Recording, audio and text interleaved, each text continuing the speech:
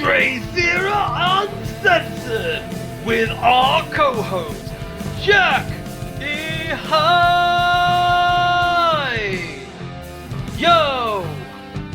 Welcome everyone to another episode of DrayZera Uncensored with your co-host, DrayZera. But I did not come alone, for it's time to atone, for we not alone, cause we got the masked wonder of the world, professional wrestler Jack E. Hyde. Welcome, man. How are you today? What is good in the neighborhood? Yeah. Yeah, I feel like I think that was an intro to some sort of like 90s R&B hit or something. I don't know. What's good in the neighborhood? Anyway, so speaking of good, we're gonna move to guard. Take off the O from good. We got guard. And myself and Jackie Hyde, we've got some various different experiences of this, and we're going to talk about God and is God real? So, I'm going to say this with a disclaimer. If you are a devout person of religion, and you believe in God, or if you believe in various gods or goddesses and that kind of stuff, right? This is not anything to discriminate against you.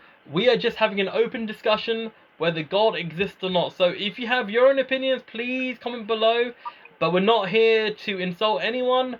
We just want to have our own opinions. So yeah, so Jack, now that I've said that disclaimer, is God real? I don't think so. Why is that? It depends if God is classed as aliens or not. Are we going back to the Anunnaki theory from a few episodes ago? But yeah, no, tell me, because like you showed me like, here's the thing, I had my opinion before you showed me this video. So there was this video, what was it, Zeitgeist or something like that? Yeah. Explaining about how like fictitious all the religious scripts are and how mad it is. So tell me, man, so growing up, did you grow up in, say, Christianity or religion, or were you never really brought up religiously? I was never really brought up religiously. Like, we had Christmas and shit, but everyone do, don't they, now? Yeah, I mean, Christmas is more of a kind of a marketing capitalist kind of shizzle, you know what I mean? So, like, and people don't really talk about, like, the whole kind of Jesus and all that kind of stuff. They talk about that Christmas tree, presents, who's got the most, like, who's got the biggest Christmas tree, who's got the Christmas decorations, kind of like material stuff, to be fair. And it is kind of mad in my opinion, because, like, thing is about religion is that one of the things that really scares me about religion, and again, like, if you're religious or listening to this, like, I'm cool with whatever you believe in, like, whatever you believe in, that's no skin off my back. But I find it very scary of the people who are like high up in religion, like the people like priests or, for example, the Pope. How much control they have, and I just find that quite scary. I don't know what you think. Yeah, I agree. Like, I don't know. I think for as much as religion's supposed to bring people together, I think it's just as destructive.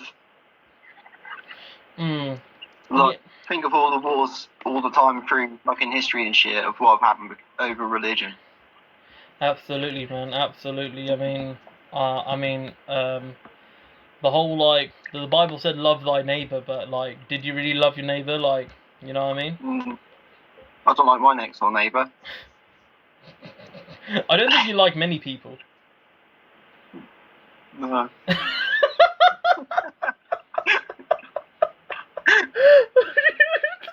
I don't like my neighbor. No, you fucking hate people in general. Yeah, I do, actually.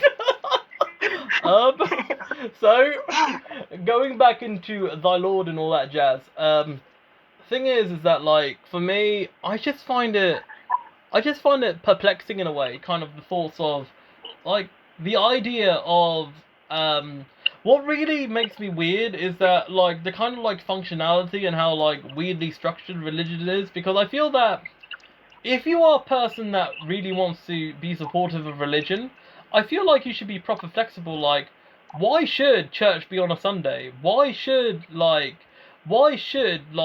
you must go to the mosque, or what's the main part of the mosque is going on like a, for example, um going on a mosque on a Friday, you know what I mean? Yeah, it is kind of mad from my perspective, like growing up in a kind of Muslim background, like legit, like I'll tell you right now, and this is no disclaimer kind of thing. This is just me being like serious and honest from my experiences. So like Yeah.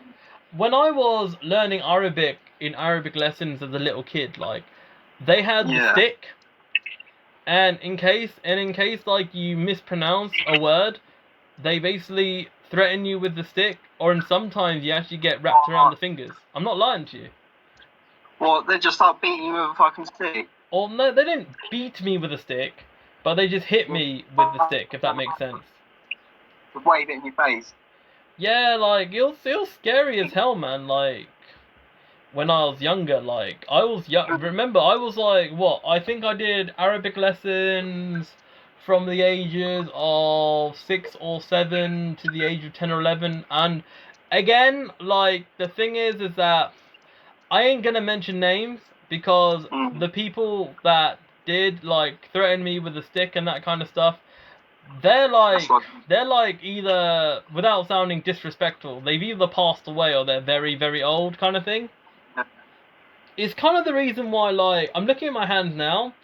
On the back of my hands, I've got little very very very faint like marks on my knuckles kind of area, yeah. and that was caused by that. And like Yeah. I mean, like, through history, right? Through history, and, like, I mean, it's not as long as, like, in the 1950s, 60s, 70s, that kind of time when, like, the ruler or the whip was out in school. So, Yeah. which we talked about in the previous episode of school anyway, but, um, like, fear. Fear is a big thing, and I find that kind of scary, do you know what I mean? Yeah. Yeah, and, That's weird, because that's not out of love, is it? That's out of like, I don't know. it's out of the whole kind of, it's a mixture of fear and the idea Yeah. of the FOMO phrase called fear of missing out. Yeah. Yeah, and I feel I'm gonna be honest. So, like, talking from my perspective, like, growing up as a kid, I was, I grew up in a Muslim background, yeah, and like, I'm gonna say Yeah. this to any family members listening, like, you can be religious and that kind of stuff. You can be all that kind of stuff, and you can believe in Allah and all that kind of stuff. You can go to Mecca and that kind of stuff, but that's not my life, guys. Like, I mean, I ain't going to shave my hair off at all for Mecca, because that's the thing. If you didn't know, in the Muslim religion, men are meant to shave all their hair off when going to Mecca. What? Yeah, can you imagine? Like, yo, me and you, we don't look good bald, man. We need our hair. What's Mecca? Sorry? What's Mecca? Mecca's like that place of worship in Saudi Arabia that Muslims go to for pilgrimage. Oh shit. You didn't know that? No. You know that black box? Yeah. That's the place of Mecca for worship. Oh. Yeah. That's the place I'm referencing to, and like, and obviously due to at the time of recording, I think that place is looks like closed. You know what I mean? Because about 100, 200,000 people congregate in one kind of place of worship. I'm not. Don't quote me on this, but I'm pretty sure that the black box symbolizes the location or where Muhammad is buried. I'm 90% sure that's the reason why they go to Mecca and the pilgrimage kind of thing. You know what I mean? And Yeah. the thing is also, and I think you'll vouch for this as well. I feel that if I know that people can be expressive. There are so many expressive people that live their own way and act like, they act very like their own kind of artistic way within religion. Yeah. Like, for example, if you go back to rap, NF, he's a devout Christian, but he has got some very artistic bars. However, and I'm pretty sure Eminem is religious as well. However, I feel that in my personal experience, so I can only talk from my personal experience, I felt that the religion in itself and the parameters of it really made me feel locked up and really felt imprisoned. Yeah. Really felt like I couldn't be me. And I find that to be really scary, you know? Yeah, like, I don't know. I don't understand how religion really is supposed to work. Like, I don't know. All the time when everyone's saying they're supposed to bring everyone together, and all this really causing is everyone against each other. Yeah, I get what you When mean. all the people majority of the people who like don't believe anything are like cool with everyone and just want everyone to get on. Yeah, like, for me, like, I'm gonna say this, guys, like, legit, I'm not gonna lie to you guys.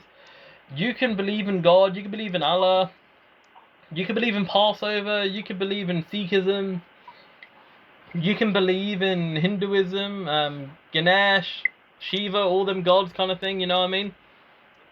That's chill. But I do believe that, no lies, that, like, um, I like to, like, when I was younger, I tried to believe in God, but I feel that if we're going into deep shit territory, I felt like the way that I've been treated in said religion, I felt that I don't belong, you know?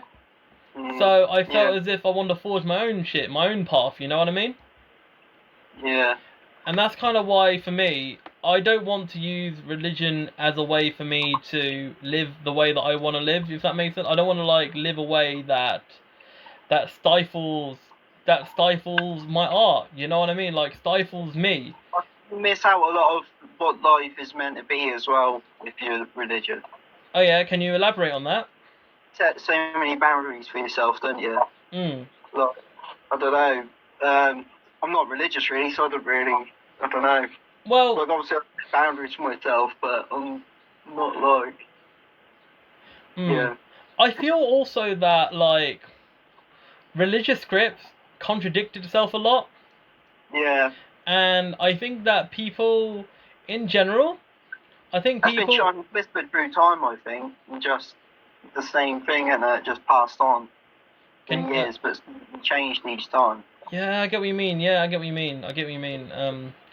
think. You think saying a million years from now, not even a million years, how old are the like Bibles and shit? What have been found? All them scriptures. Oh, are you talking about the Bible scriptures, or just in like thousands of years, isn't it? Or like all them things what have been found.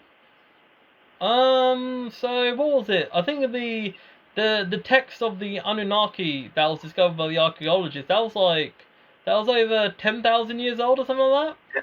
Saying 10,000 years from now, will we dig up the Batman book and be like, this actually happened, this was real?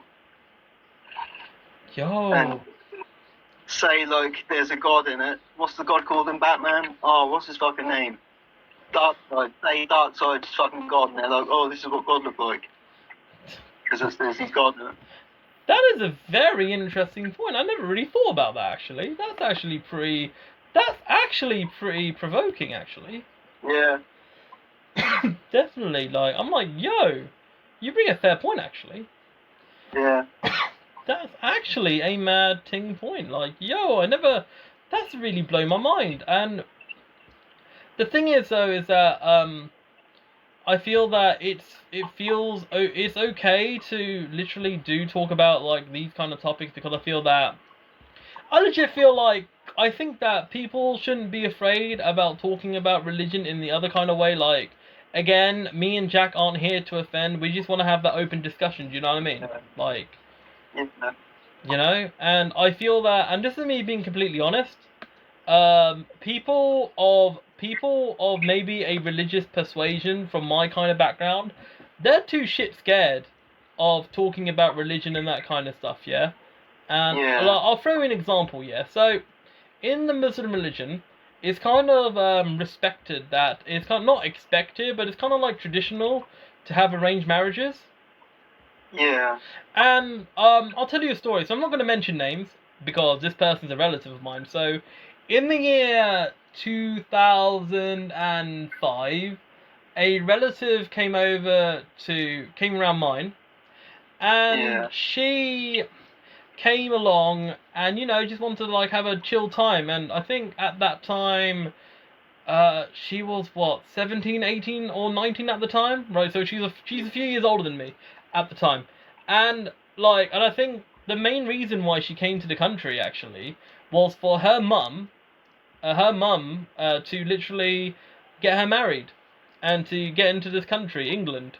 So, and I mean, a few kids later, she's obviously though she got married. She got married. I think in February 2016, I believe. Yeah. Not 2016, 2006. Yeah, I was young. Yeah, 2006. And I just find that like the thing is that religion can be good. Religion can give you goodness. Like if you like quote unquote find God. Say that again. There are positives to it. There are positives to it. There are absolutely positives. But, and I say this seriously, the thing is, and this is one of the saddest things about it all, I honestly feel, no lies, that I feel that it's... People tend to... Not everybody, but there is a percentage of people that manipulate. They legit manipulate how... they want to manipulate religion to satisfy their own ideals and to satisfy... pardon me, quote-unquote tradition. And that's sad, really. Like, I mean, like, this individual, right? This individual who I'm talking about, and I'm not going to mention her name, she was bright, she was intelligent, and in a country where my country of origin, Bangladesh, is, like, no two ways about it, there's still much more harsher sexism and oppressiveness for women in that country in comparison to a slightly more developed country. Now, I know oppression happens everywhere for women, and that is disgusting, but in a country like that, having free speech for women, even though, at the time, you've had a female prime minister or president, DrayZera, whatever her name is, right, at the time, right, you felt oppressed. Like, as a woman, you feel oppressed, and she could have been, like, whatever she wanted to be, but unfortunately, due to the rife sexism and how like society is and definitely was for her at the time, she just like unfortunately became a forced stay-at-home mum, due to society and linked to how religious tradition worked in that religion. Now, obviously, it doesn't work. It's not for everybody. I know it's not everyone, but I'm using that as an example because, I know quite a lot of Muslim women. I know a lot of Muslim women. I know women of religion that have thrived, have got their own individualism, right? But I'm just showing the other side of things. I'm showing you my own experiences and how I interpreted it. You know what I mean? Yeah. I just went on a mini rant. Hold on, I was like, holy shit, I ranted, holy shit, But yeah. But no, I'm just saying how it is. Like, that's how it was. And that's how it is. Like, there is an extent of women that, especially at poor developed countries, that feel oppressed, that can't do their own thing. You know what I mean? Yeah. And that is, unfortunately, that's really sad. Like, use an example, right? When we were kids, like, women in wrestling, they were literal just sex objects, unfortunately, Yeah. And nowadays, you get, like, wrestlers such as Tony Storm, you have more local wrestlers such as, the Queen Amara, and you got, Sami Zayn, you've got Charlie Morgan, you've got, like Asuka, you've got Britt Baker, wrestlers like that. Now, they're having the limelight of being treated as people rather than objects. And I think that is one thing, like, the whole kind of, like, disgust of, like, the whole kind of 72 version theory and that kind of stuff, Yeah. And that's, like, kind of sad. Now, guys, I'm not, like, I want to keep saying this because I just want to really reassure you guys. I don't want to, like, feel like I'm shitting on religion. But these are the reasons, from my end, why I don't want to feel being religious, because I just feel so shackling. Yeah. So, like, you're telling me, Jack, that your parents or your family, they're not really religious themselves? Nah, nah. Nah, not even like, say, your previous generations or Oh, my nanny was. affairs. Like, was she like proper devout or was she kind of like chill? She was chill, but like, yeah, if I'd like talk shit about God or something, she'd be like, oh, what? How dare you? Yeah. What do you mean? Ah, man, that's like, yeah. Oh man, it's just so interesting. Like religion in itself is a really deep topic, and like how it is like kind of thing. And um, like so, do you feel that, in your opinion, do you feel that religion was created as a form of a control mechanism? Yeah, Yeah. yeah, Indeed, indeed, indeed. Yeah, absolutely, absolutely. And that's like, and I just find that quite intriguing in itself. You know what I mean? Like, yeah. It'd be like ancient history comic books or some shit. mm, mm. And you know what, right? Yeah, people might be thinking I'm just shitting on religion and that kind of stuff, but for me, I could talk about religion all day because I've had that shit, guys. I've had that experience of being religious, and I think it was Jack. I feel it was around 15 and 16 when I just found it to be absolute bullshit for me, like the way that I want to live. So I went to Bangladesh for the second time. So the first time I was 8, I was young, I could barely remember. But when I was 16, I went to Bangladesh, and I'm like, yo, like the idea of just literally like staying, like going to prayer, like you have these big sirens to go to prayer and that kind of stuff. And don't get me wrong, like praying can be very therapeutic and it can be like good for the soul in a way, but that made me feel like, oh, we have to pray at this time. Oh, we have to pray at this time. Oh, we gotta go to this time. We gotta do this and that. Like, I mean, the life that I live is DrayZera. The life that I live at DrayZera, that's kind of like already I've got a structure in place. But the difference is, Jack, is that that's my shit. Do you know what I mean? Yeah, Like, I fuck with my shit. I don't want to fuck with that shit. Do you know what I mean? Because that's not chill. And also, I'll tell you this for reals, yeah. If people knew in Bangladesh that I had tattoos, yeah, they would literally like treat me like as if I'm like an absolute foreigner. Do you know what I mean? yeah. I've actually got a friend from Libya who lives in Nottingham, Uh huh. and he's got cross tattoos and shit all on his arm. Oh yeah. Like, he did cross tattoos, and he said that when he goes home and shit to see his family, he's got to wear long sleeve shirts all the time because people would kick off if they saw him with crosses on. Oh yo, 100%. Yo, I relate to that. Like if ever, Yeah. like I don't want to, but if ever I have to be going to Bangladesh, like for whatever reason, then I would have to like wear long sleeves and like cover myself up kind of thing. Like I don't have like um with you know um Can you imagine if I went there? bro bro. Here's the difference though, right? You're white. Yeah, Like the difference is like your Libyan friend, because he's from Libya, right? yeah. Like He's white. say that again. He's white, but he's from Libya. Yeah, but people, here's the thing. So, people can look at my face. So, people in Bangladesh, they tend to have a bit more darker skin than me because it's much more hotter climate there, right? Yeah. And they can just look at my face and they know that I have Bengali blood. Similar to your friend. They can look at their face and Yeah. they can easily see that they're like Libyan blood, and also the fact that I would assume that your friend can communicate in that language as well. Yeah. So um, with that said, like, yeah, like I am legit. Like, I'm not gonna lie to you. I would be so shit scared of going to Bangladesh without like a form of security because like countries like that, there's hella corruption kind of thing, Yeah. and like I don't feel that comfortable. You know what I mean? Like I legit do not feel comfortable going to Bangladesh, and also like there is a spirit of there is, and also like going linked to religion loosely, like there's been journalists that talked against of Bangladesh and linked to religion. They've been like jailed just for having free speech. Do you know what I mean? And I don't want that shit. Do you know what I mean? Say that again.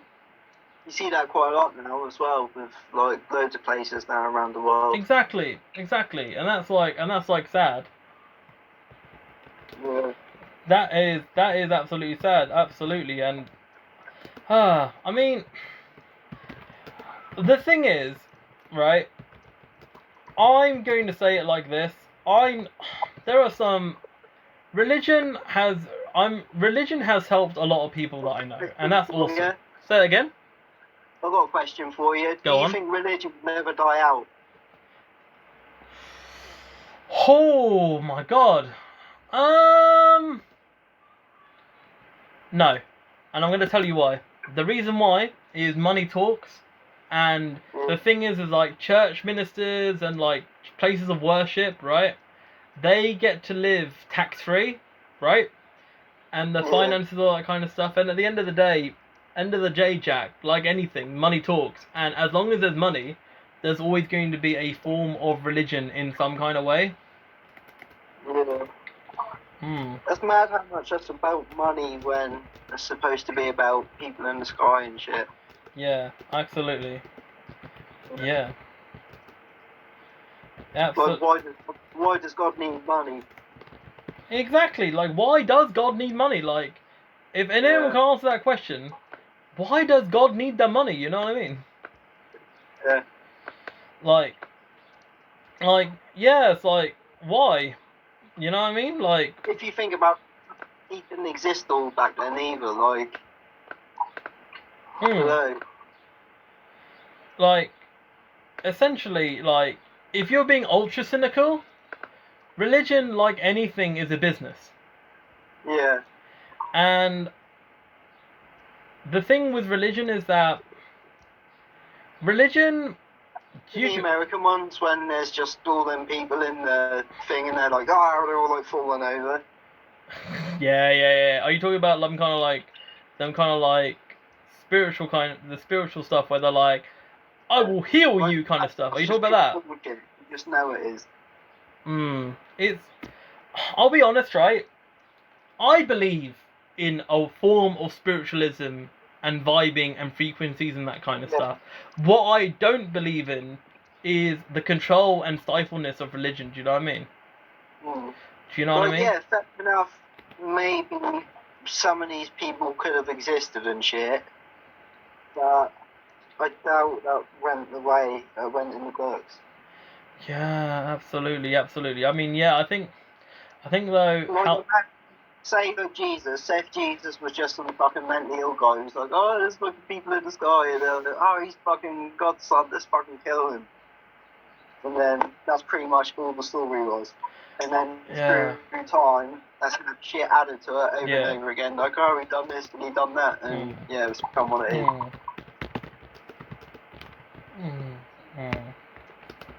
Yeah, exactly. I mean, you're right. I mean, it's scary. Like, it's scary, but the thing is that religion to me, religion will always slightly affect me for the rest of my life due to my upbringing and the connections that I've had through my family and that. But I want to live my own life, and I feel that for me, right? Again, me and Jack are not offending or whatever. But if you want to live your own life, you want to have religion in your life, that's chill, yeah? But what I don't like is never force religion on someone else, right? Never force something that they're not comfortable in. You know what I mean? Yeah. Yeah. Yeah, exactly, yeah. Yeah. Exactly. Yeah, exactly. Yeah. And yeah, it's just mad, like, it's just absolutely mad. So, right, so in summary, like, I'll let you summarize. What do you think the future of religion is? I'll probably just be the same shit forever. I don't know. But your theory... I think more people start to not believe it, though. Just because the way the world is now.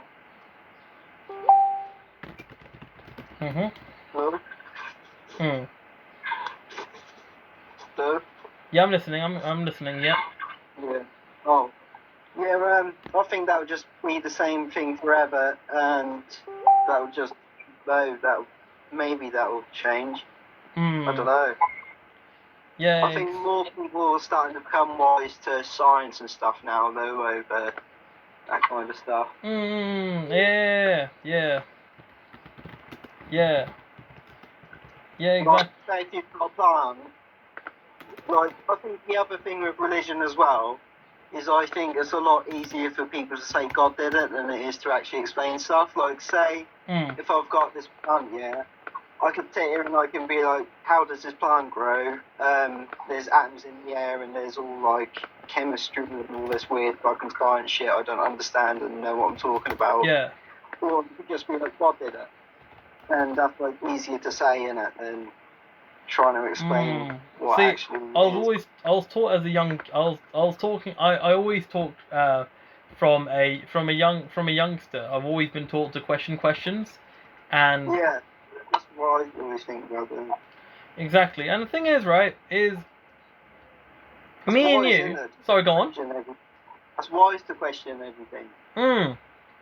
Because then, for me, I don't want to feel like sheep or whatever. Do you know what I mean? Like, yeah, you know what I mean? And Yeah. that's the thing, really. That's the thing for me. And yeah, like that's the that's the whole crux of the matter. You know what I mean? Yeah.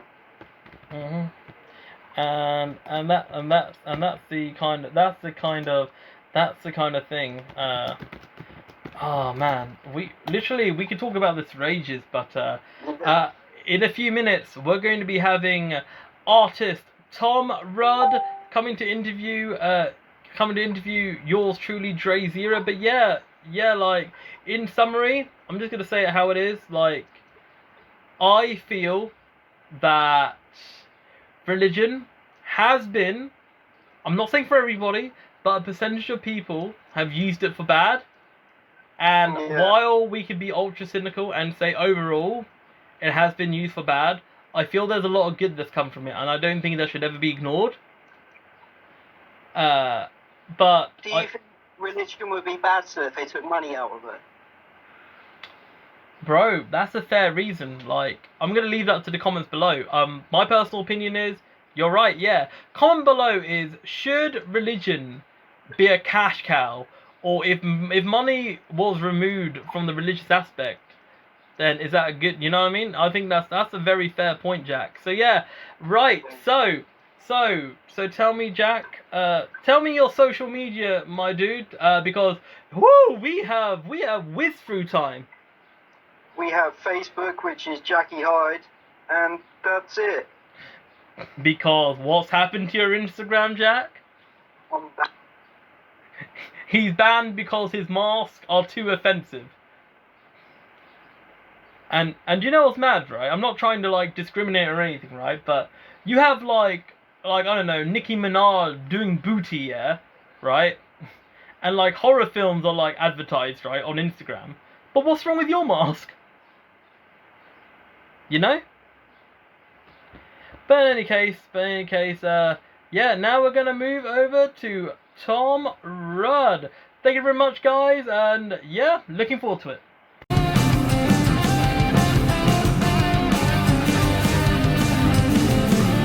Welcome back to DrayZera Uncensored. We have got a very special guest. We have got the writer, the artist extraordinaire, hailing from the north with some dazzling cathedral lights nearby. We have got Tom Rudd. How are you today, Tom? Yeah, I'm not doing too badly. Yeah, I'm good. Oh, thank you for that introduction. That was really cute. I try, you know. I try. I mean, a lot of these introductions are usually unscripted, so I kind of freestyle the intros. But yeah, thank you. I appreciate it. So the reason why we're here today talking to the Tom Rudd is because of the fact that you have amazing stories to tell. You are a writer yourself. You run your own events, and yeah. So Tom, start us on in the journey of your life. I'm not talking about like from birth or whatever, but you mean like tell us more about you. Tell the audience, who is Tom Rudd? Scarborough, 1996. No, I'm kidding. I'm not doing the baby. I'm kidding. I'm not doing the baby thing. Go on. So, I'm from a little coastal town called Scarborough. It's awful. I hate it. And I moved to York about 5-6 years ago. Okay. Originally for university. Ended up dropping out because of mental health issues. And what course were you learning, if you don't mind me asking? Because I dropped out of my uni course as well. What was that, sorry? I dropped out of my uni course as well. So what course were you studying? I was doing politics, actually. Yo, that would drop most people out, to be fair. True. What? A few problems happened, and I just randomly stumbled across the poetry scene in York. Okay, so how did that all come about? Well, it was an anti-Donald Trump protest. All right, so that must have been somewhere around 2015, 2016 kind of time, or when was he inaugurated? I can't remember. Around that time, wasn't it? 2016, yeah, but we were specifically protesting against one of his visits to the UK in around 2018. Oh, yeah. I remember that. It was early July 2018, and we were at this protest. It was massive, and at the end of it, I met this group of people who were dancing along to a loudspeaker blaring out "American Idiot" by Green Day. Oh, that's a tune of the times, yeah. It is. So yeah, I went over, started dancing, started talking.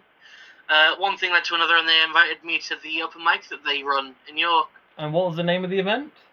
It's Bespeak. Bespeak. Oh, Bespeak. I never heard of Bespeak. I mean, when I went to York, because I have been in York before, I went to York to go to a Say Out event. Oh yeah, I love Say Out. They are amazing. Shout out to Henry Raby. Henry Raby. He still runs that, correct? Or did he? He at does, the time? Yeah. Guy. Oh yeah. He's a good guy. Like I'm not personally for me, I'm not the biggest fan of slam poetry, but I did a slam there.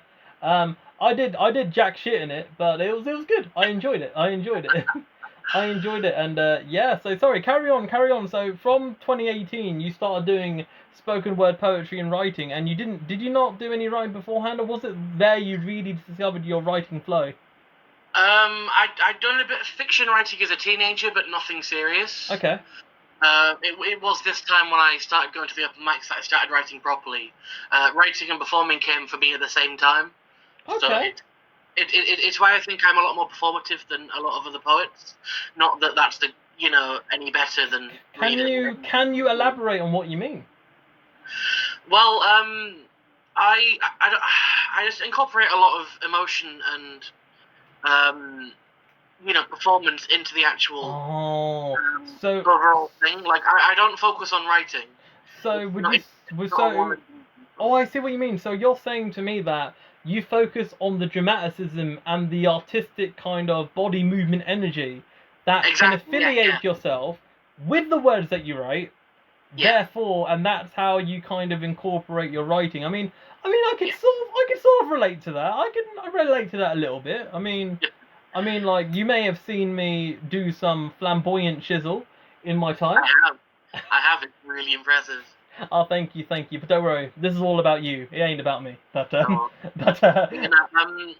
how I say something is just as important as what I say. Oh yeah, intonation is so important because in my opinion, and I think science says this, it's not exactly what you say, it's the intonation and body language and how you come across. If that makes sense.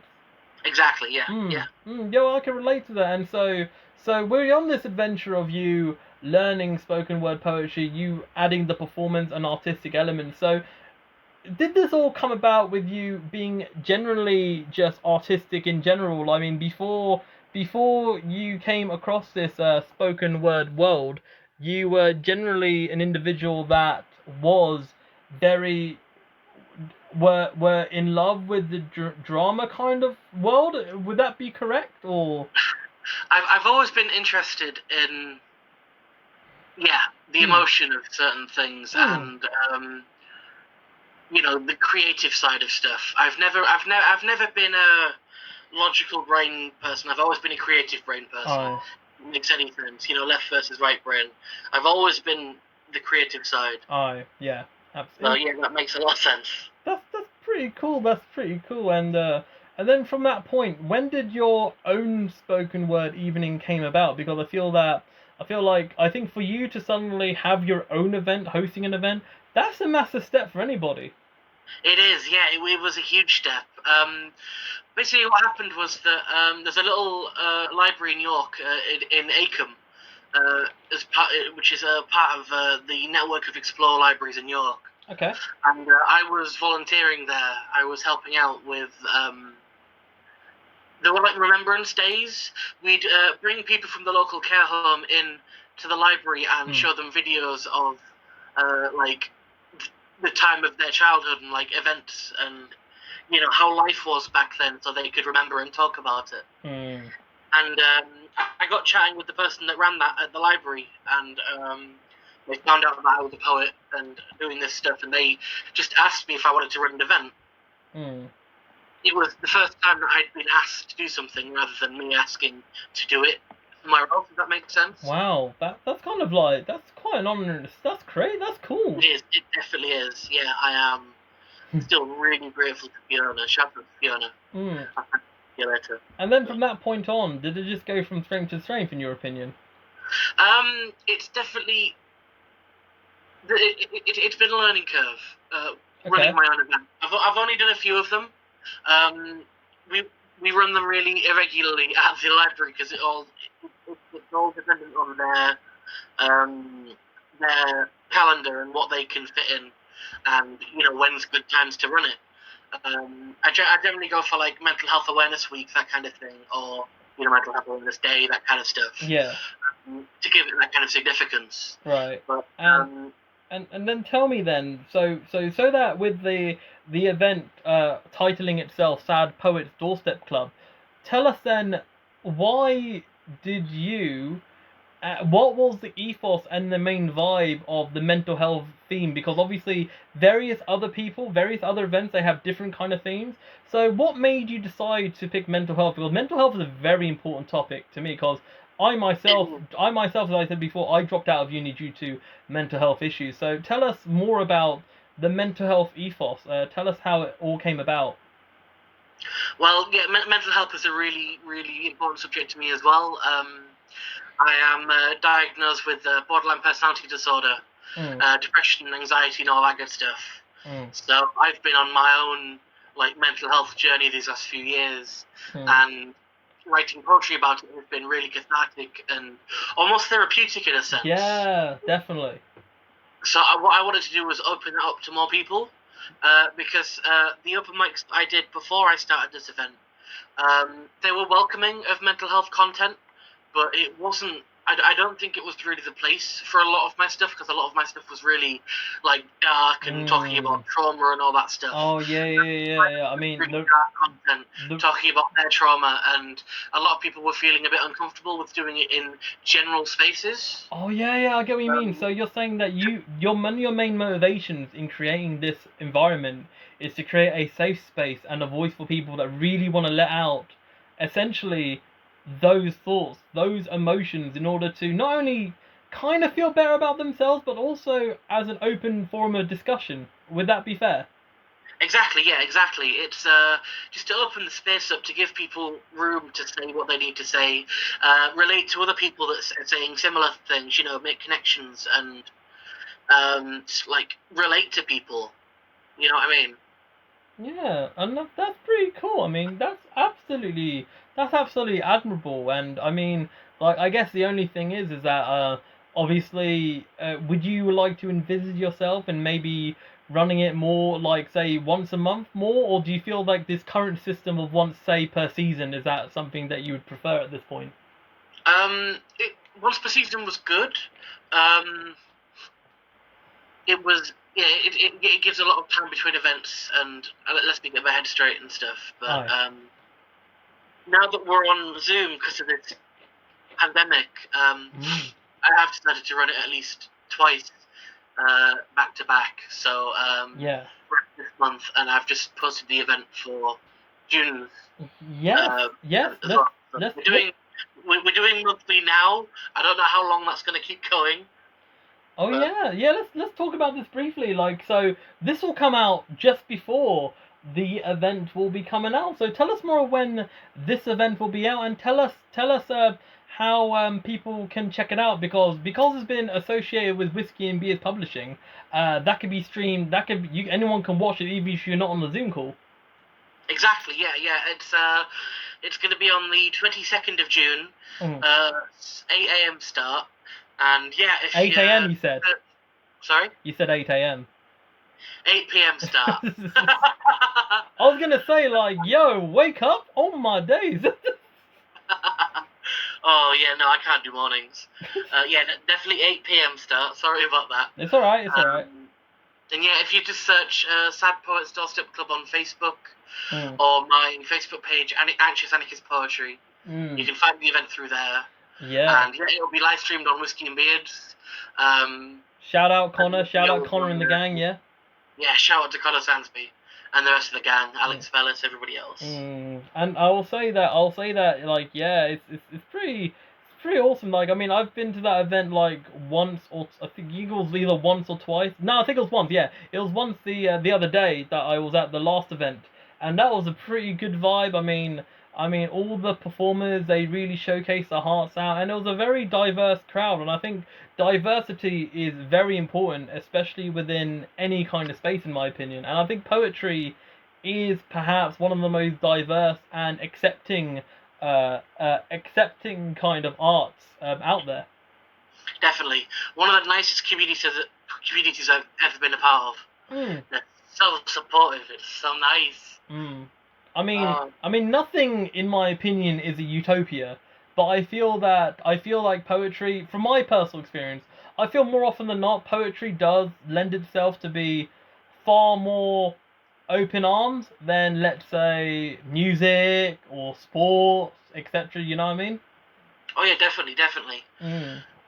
Yes, well, that's definitely the case. So, all right, let's discuss about part of the title, about the non-binary that you are, and God, I want to make sure that I want to make sure that I want to, like, correctly term, because obviously for all those that haven't noticed, the pronouns to say to Tom are them or they. Is that correct? That is correct. That is correct. Yep, absolutely. And so, tell us about that journey into moving out of the binary world, because obviously, for me, like, I identify myself as male. But for me, my philosophy is you can be whoever you want to be. Like, you know what I mean? Like, be whatever, be whoever, as long as you're happy. So, tell us the journey that you had to go through to go out of the binary world, because for me it must be so difficult, because there's a lot of like, what's the word, there's a lot of like negativity towards people not understanding non-binary and that kind of stuff. So in your own words, please tell us. There's a lot of xenophobia and bigotry about it all, yeah. But no, you've kind of hit the nail on the head. The whole thing about this is that, yeah, people can be whoever they want to be, you know what I mean? Like, there's no... People say, oh, it's just male and female, but it's not. These are terms invented by people to describe some arbitrary thing. You know what I mean? Like, when you really think about it, it doesn't mean anything. I mean, like, the way I see it is that, like, the phrase male and female, they weren't created from, like, the idea of, basically, it was like we were kind of told from birth, you know what I mean? Like, rather than giving us the choice. Does that make sense? It does, yeah, it's... Honestly, I think it's ridiculous.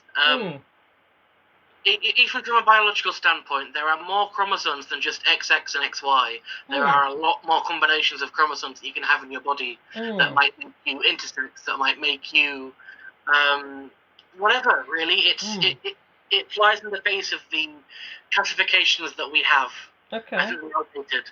That's interesting. I never really thought about the whole chromosome thing because I loosely remember because I'm old, right? But so I loosely remember biology in like the whole XX and XY. I remember that, but they never really. And I know this was like high school biology, but regardless, they never really went deeper than that. If that makes sense. There's a lot more than just XX and XY. So many more have been discovered. You can be like XYY, XXY, that kind of thing. All sorts. Okay, and so, and then correlating to non-binary, that essentially means that there are far more than just two chromosomes, which, to be fair, I mean, anyone can do their research. It's all there for everyone to see, correct? Yeah. Basically, with me, it's how to describe this. Please take your time. It's fine. So I don't relate to male or female. Neither of them hold much interest, if that makes sense. Yeah. Like I don't see myself as either. The correct term for how I identify is agender, which means neither male nor female. Okay. I say non-binary because that's easier, and I'm in the non-binary umbrella, which is under the trans umbrella. It gets real complicated. It's okay. It's okay. Like at the end of the day, the DrayZera Uncensored podcast is not just for the whole audience to learn, but I'm happy to learn as well because because obviously like I have talked to various people within the umbrella you described, but I don't often have the opportunity to talk in more deeper terms. You know what I mean? If that makes sense. So it does. Yeah. I feel that there's not enough of a conversation, you know. But that's part of the reason why we're having this discussion, so that the whole world can learn about different chromosomes and the spectrum and that kind of stuff. So tell me then, if you don't mind me asking, at what point were you researching and understanding chromosomes and the transgender kind of spectrum? If that's the right terminology, like it's the right term, yeah. At what point did you discover, if that made sense? Well, I've been doing my research since I was about 16. Okay. That's when I came out as not straight. Okay. I came out as gay, and then I changed that to bi, and then as I kept learning and building on my knowledge of sexual orientations and stuff like that until I was comfortable with where I was. Yeah. And then I looked at gender when I started university about age 18, 19. Okay. I started looking at gender identities and all that stuff, and I was like, hey, I don't feel very masculine ever. Because I'd never questioned it until that point, but when I started thinking about it, I kept realizing all these things that didn't quite add up, if that made sense. Yeah. So I kept looking and I kept thinking about it, and it's like, I don't agree with either of these gender roles. I think they're outdated and arbitrary at this point. 100%. So, without going into too much detail, because I like to keep my life private, but there is this beautiful woman in my life, right? But I've said to this person, yo, gender roles are like shit, yeah. Like, you could do your shit, I could do my shit. Do you know what I mean? Like, do you know what I mean? Like, do whatever. You know what I mean? And I mean, and me coming from as it will be discussed in the rest of the podcast with Jackie Hyde, as you'll listen back, my upbringing was quite religious, and there were some heavy gender roles, and I found it to be bullshit. You know what I mean? Yeah, it's weirdly tied to the church, which is really strange. It's all about keeping people, you know, in line and subservient. Aye, and of which you've almost hit the nail. You've more or less hit the nail on the head that we were talking about earlier, of which you'll get to enjoy when it comes out. But yeah, So tell me then, like, do you feel that being non-binary and getting out of the binary system of male, female, do you feel that you can finally breathe and just be who you are? Because for me, like, when I stepped away from religion, I know it's a completely different like process, right, and a different kind of world right there. Stepping out of religion for me made me feel more like myself. So for you, stepping out of the whole binary kind of like ideology, do you feel now that you can be yourself, you can express yourself, and just be Tom Rudd? Yes, 110%. It's just made me relax a lot more. Really, I'm a lot more comfortable in day-to-day life. I can wear what I want, wear makeup if I want to, all that kind of stuff. You know what I mean? It's a lot more freeing. Once you realise that these two things hold no weight. Yeah. It's just everything's open. You know what I mean? I can wear whatever I want and still be non-binary. There's a lot of stuff that I can do that I didn't do when I identified as male. Due to constraints within like how society tends to like label people, yeah? Yeah, exactly. Like, it's the fucking blue and... Sorry for swearing. It's the you can blue swear, and, it's chill. It's the blue and pink thing. I never wore pink as a teenager or as a kid, but I've got like 3 pink t-shirts now, and they're wonderful. Yo, pink is chill. Like, when I went to Japan a few years ago, I got this lovely Yokohama F Marinos football top, and it's all pink. It's like, hell yeah. Nice. Nice. You know, it's just...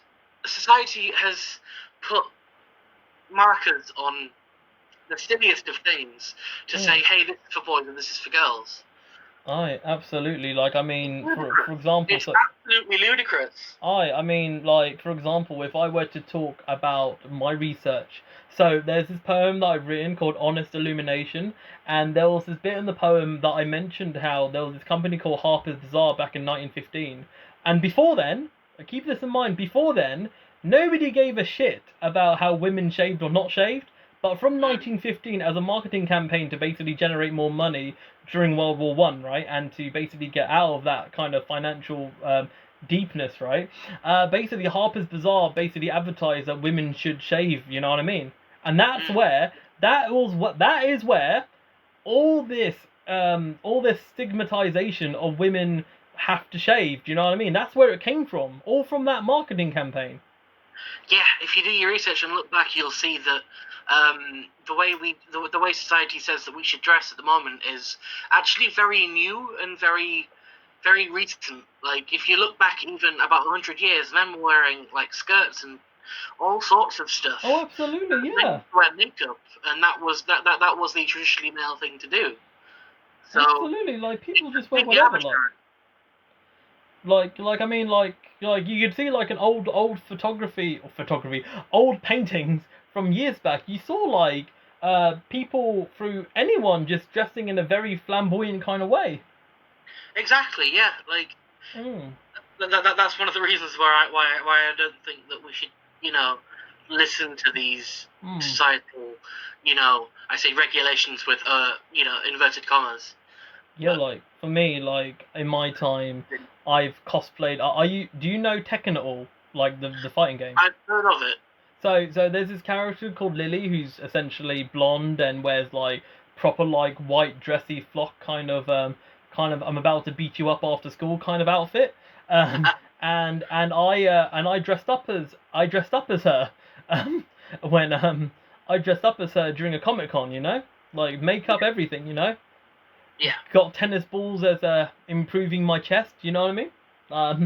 Yeah, so you know, I dressed up as that. I've also during performing spoken word, I performed in a burlesque dress before. Was it burlesque? It was a petticoat dress. Yeah. It was in that kind of world. Yeah, I dressed in that. Yeah, and I also performed in a kind of like a burlesque kind of outfit with a whip in an event. Yeah. So, you know, like, I like to express myself too, and somebody of my ethnicity doing that, that's like do you know what I mean? I do. I'm very proud of you. Oh, thank you. I mean, if I might actually re-release the poem "Rifle in My Trifle," which has that slightly burlesque performance. It is somewhere online, but it hasn't been out. It came out 4 years ago. I want to see it, please. I'll tell you what. I might send it to you. And for all the listeners and viewers watching from around the world, I will probably reshare it. We shall see. We shall see. Fantastic. We shall see. So yeah. So in summary, do you feel that for anyone that identifies or is out of the binary world, or is agender, non-binary, etc., do you feel that this is essentially their best time, or will you think that within 10 years or in 10 years, do you feel that it'll get better, or do you feel that there'll always be hurdles? Public perception is shifting, but it's doing it slowly. Mm. It's always a fight to be seen and to just exist, really. It's if you are questioning like where you fit in this whole like society full of norms and expectations, if you are actually questioning this, do your research and reach out to people that are in these communities, because we can help. Oh, absolutely. I mean, like, without sounding disrespectful to my parents would not understand what we're talking about. Do you know what I mean? Because Absolutely same here. I don't talk about it with my parents. like my dad's born flipping 1937. Do you know what I mean? Like, so like, back in those days, like, like color TV was a pipe dream. Do you know what I mean? Yeah. I mean, non-binary people have existed for centuries and like throughout history. Like, I don't have the stats in front of me right now, but like trans people have been around for a long time. It just was all hushed over and kept quiet. Because of how. It's understandable why people that were born a long time ago don't, recognize this kind of stuff. But it's just also really sad. I mean, yeah, it is. Like, I mean, like, obviously. Sorry, go on. It's not a new thing by any stretch of the imagination. None of this is new. I mean, everyone thinking, oh, why are all these pronouns coming around now? They're not. You're just learning about them. Because the thing is, one of the reasons why I know that this is not new per se is that for many years I've been a fan of the whole burlesque kind of world. Right? Yeah. And burlesque has been around for centuries, right? So I've researched into it, and like I know some burlesque performers, and like they were telling me about this kind of stuff, and also like if I reach deep into it, like people who are performed, they don't identify, like there are people that don't identify as male or female. Do you know what I mean? So yeah, it's definitely not a new thing, but it shows you the unfortunate power of society in kind of like almost, I would say, almost brainwashing people into thinking that there is one way, but in essence there are many ways. You know what I mean? I wouldn't say almost. I mean is. Sorry. I tried to. I'm putting it in the sense of you know how it is. Like I don't want to be like. I agree with you. They have brainwashed. Like I'm not gonna bullshit you. They are brainwashed. But you know what I'm getting at here. Like I don't want to like. I don't want to like. I don't want. Please don't hate us. We're just expressing our views. Okay. Okay. Cool. Ooh. But but is that a fair point? Like because of how society and how people have governed us, they have basically made us think this way, and that's unfortunate. Yeah, there's always going to be a pushback, which is unfortunate. Like at the moment, there's someone in the House of Lords that is trying to stop Matt Spencer's from allowing trans people into dressing rooms, which is upsetting. And the government are pushing back against trans rights at the moment, and that's actually quite terrifying, to be honest. Isn't there like don't quote me on this, but wasn't there isn't there like I heard something that apparently you can't be identified as trans or etc. something like that until 18 or something like that? I heard something like that. Is that true? They're trying to stop children from getting that help at that age. Yeah, they're trying. That's not right. That's not right, because like let's be real here. Like you can't just expect like kids to just soak it all up, because otherwise, like, where are their rights? You know what I mean? I'd just like to clear the air for a second, because I know there's a lot of confusion around this subject. The government are trying to stop kids from getting puberty blockers because they think it's an irreversible change. It's not an irreversible change. It's not damaging to the health of the person. All it does is stop the kid from going through the wrong puberty. because that's the issue. Okay. I'm glad because obviously I don't know anything about that. Do you know what I mean? Because Yeah. So No, that's very common. A lot of people don't know the ins and outs of, like, you know, the transitioning and, you know, all that kind of stuff. So I just thought I'd, you know, let you and the viewers know. Yeah. No, that's absolutely fine. I think that's absolutely quite important to just educate people because so like for me, I've had people in the past. So I think a good example is I won't mention specifics, like I won't mention names specifically out of respect. But growing up, I had this. I'm gonna name some fake names. So there was this person called what was it? Let me think. I don't know. Sandy. Yeah. Let's throw an example. Sandy was identified a female, then gender reassigned to a male called Sam. Do you know what I mean? And obviously, like I supported the whole, like at the time I supported it and that kind of stuff, But obviously, like, and I was quite young back then anyway, so I didn't know the whole ins and outs. You know what I mean? Yeah. But I think what's very important, Tom, I think we can both agree is that, and I'm not going to lie to you, I've agreed on every single thing you said, because I've always believed you could be whoever the fuck you want to be. You know what I mean? Yeah, And exactly. my point I'm trying to say is, like, I think it's very fair that we should always fight to whoever we want to be, like, regardless of what your religion is, regardless of what you believe in, regardless on who you want to be, just be you. And unfortunately, the people above us, the government or people in power, they don't want us to do that. No, they don't. That's what the whole issue is about at the moment. They're trying to push back against our rights and stuff like that. So yeah. Is that part of the reason you've nicknamed yourself the anarchist in a way? No, I am an anarchist. I just thought I'd just add that in as well. Sorry. It's all right. Yeah, that's just who I am. I am an anarchist, and I am anxious, so it works. I mean, I'll tell you what. You say that you're anxious, but hey, you've been amazing in this podcast. Like, you've been expressing yourself for just over half an hour. Thank you. I've had a lot of practice. It's all that spoken word. So yeah. So I'll tell you what. Yeah. I'll tell you what. If anyone could find further details about your work, it's all going to be in the description below in this video. But yeah, tell us all your links, Tom. All right. I'm Anxious Anarchist Poetry on Facebook, at angry.unapologetic on Instagram, and at stuffpunks with an X on Twitter. Aye, and you're more than happy to discuss to anyone about this topic, aren't you? Yeah, I'll give it my best shot. I mean, I'm not exactly an expert in the field or anything, but I can have a go. You can always talk from your own perspective, and I think that's the most important thing. Like, for example, please approach me with respect, and I will reply in kind. Absolutely. I mean, for me, I'm going to be legit here.